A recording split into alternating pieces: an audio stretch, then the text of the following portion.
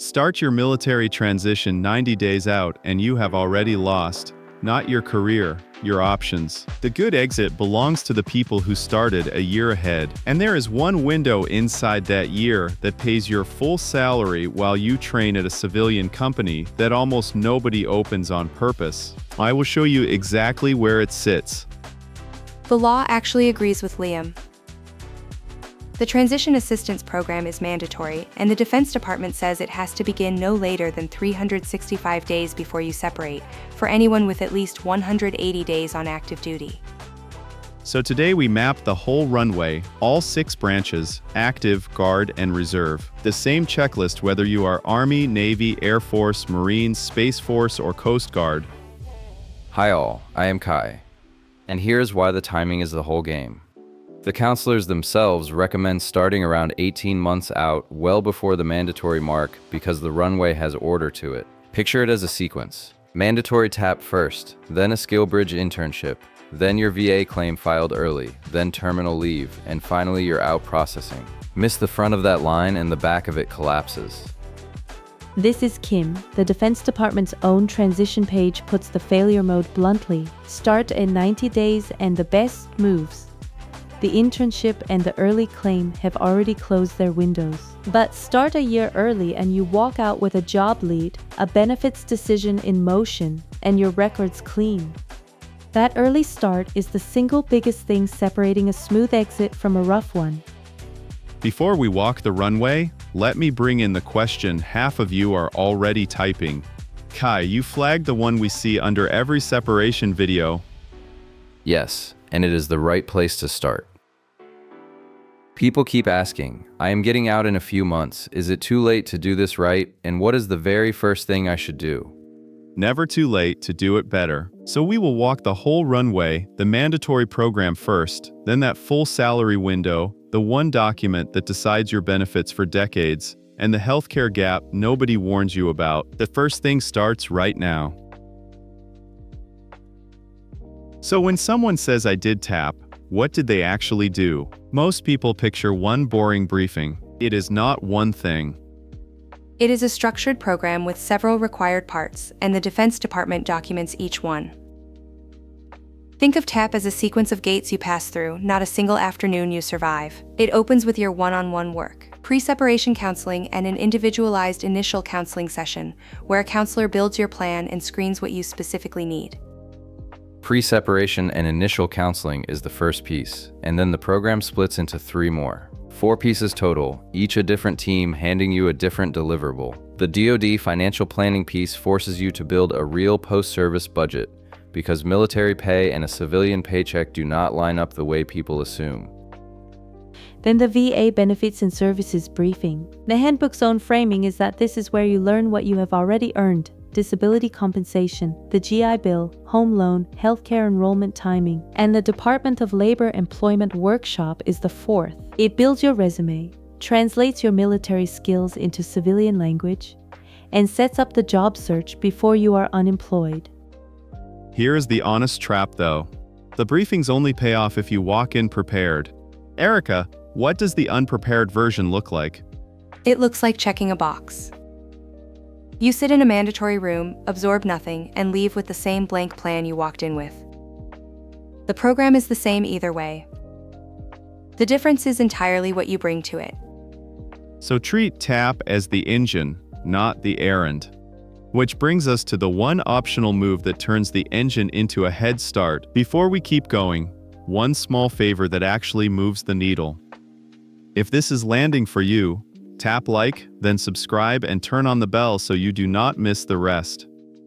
2 taps, completely free, and it pushes this in front of more people who need it. This is the window I teased at the top, and it is the one most people leave on the table. It is called SkillBridge, and it can hand you a civilian job before you even take off the uniform. Here is the mechanics. In your final 180 days with command approval, you train full-time at a civilian employer while the military keeps paying your full salary and benefits. The program's own page is specific on the limits though. 180 days is the maximum, not a guarantee, and it cannot start more than that far out, and it needs a commander's signature. Under the DoD standard, that is the first field-grade commander in your chain with Article 15 authority, and mission needs can override it. There is a second tool people confuse with it, and the distinction matters. Terminal leave is simply using the leave days you saved up to walk out early while still on the payroll and still earning. It is not training, it is your earned time. The smart play many members run is to line a SkillBridge internship up against their terminal leave, so the head start and the saved days reinforce each other instead of competing. But both share the same failure mode, and it is brutal. Request them late, and the windows are simply closed. There is no late application path. Because the rules read clean, but the real cases get messy, I want someone who has walked a lot of people through this exact fork. Let me get them on the line. Glad to be on. SkillBridge is the high-value move because it can convert into a real job offer, but it is not risk-free. You are spending your final months betting on one employer. If it is a bad fit, you have burned Runway. Terminal leave is the simpler tool that always works. Hold on, so you would not just tell everyone to grab SkillBridge? No, and that is the honest part. If you already have a job lined up, terminal leave alone may serve you better. SkillBridge wins when you need the door opened. Thanks for having me on. If you take one thing from me, start the conversation with your command a year out. The ones who get approved asked early. Wade, thank you. That is the nuance the rulebook hides. So the verdict is, both windows close fast, ask early, and pick the tool that fits your exit, not the loudest one. The unglamorous part that decides whether your benefits work for the next 30 years. Final out processing and one document you must not sign blind. Out processing is not a single form.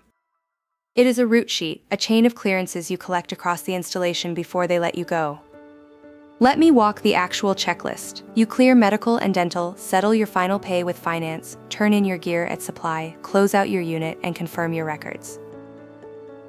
Each one is a signature you have to chase down. But the last box on that list is the one that actually matters most for your money. Your DD-214. Kim, this is the document people sign too fast. The National Archives is the authority here, and the official name is the Certificate of Release or Discharge from Active Duty. It is the master record of your service, and the archive states plainly that inaccurate information on it can delay or deny benefits. Every block matters, so you read it line by line before you sign. Your dates, your character of service, your decorations, your combat and deployment time. One missing award can cost you eligibility years later. And if something is wrong, fix it now. Corrections are issued on a DD Form 215, and the archives confirms that. Catching it at the finance counter is a 5-minute fix. Catching it in 10 years is a paperwork campaign. Then get certified copies, plural, and store them somewhere your family can find them. A VA claim, a home loan, even a funeral honor, all of it traces back to this one page. Quick one before we close this out. Kim, hand the panel the question people always ask about this exact document. Here it is. If I already separated and only now spotted an error on my DD-214, can it still be fixed, and how far back can that go? Yes. You file for a correction through your branch's records board, and there is no expiration on fixing a genuine error. But it is slower and harder after you leave, which is exactly why you read it before you sign. Two things have to be in motion before your last day, or you pay for it in months of waiting. Your VA claim and your health coverage. Start with a claim, because there is a narrow, sourced window most members never open on time. The VA calls it benefits delivery at discharge. And the dates are exact. The VA's own page says you file your disability claim between 180 and 90 days before you separate. Inside that window, the VA can review your records and schedule your exams while you are still in. One condition the VA attaches. You have to be available for your exams within 45 days of filing, so you cannot file and then disappear on terminal leave. Now the part that stings. File even one day late at 89 days out. and the VA drops you off the BDD track onto the standard one. Same claim, months slower. That is a self-inflicted delay. Then the gap nobody warns you about, your healthcare. K, walk the honest version, because the easy answer is wrong for most people. Right. There is a program called TAMP that gives you 180 days of free TRICARE after you separate. But read the fine print, because TRICARE's own page limits it. The catch is who qualifies. TAMP is mainly for involuntary separations, stop-loss, or sole survivorship. The handbook's words are narrow. If you are voluntarily getting out, you very likely do not get those free days. So here is the honest verdict for the typical voluntary separator. Assume you have a coverage gap and bridge it on purpose. The fallback is CHCBP, a paid plan that gives you 18 months of coverage, and you must enroll within 60 days of losing TRICARE. And if you want this turned into your actual filing dates and a coverage plan, the companion VA series at va.professorerica.com walks the claim side step by step. Send this to the buddy in your unit who keeps saying he will deal with it at 90 days. Because at 90 days, the BDD window is already closing and the free TRICARE was never his to begin with. Walk away with this. Start the year out, and your whole exit stops being a crisis and becomes a checklist.